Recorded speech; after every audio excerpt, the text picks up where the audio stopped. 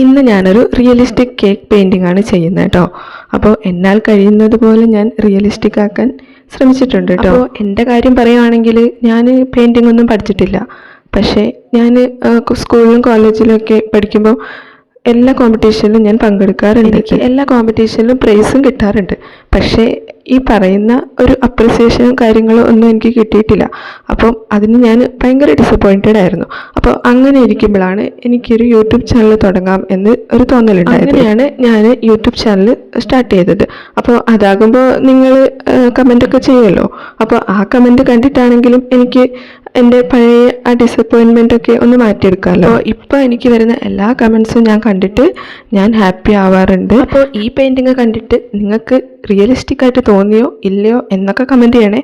അപ്പോൾ ഇതിൻ്റെ final outlook കണ്ടിട്ട് നിങ്ങൾക്ക് ഇഷ്ടപ്പെട്ടെങ്കിൽ ലൈക്ക് ചെയ്യണം, പിന്നെ സബ്സ്ക്രൈബും കൂടെ ചെയ്ത് ഒന്ന് സപ്പോർട്ട് ചെയ്യണേ.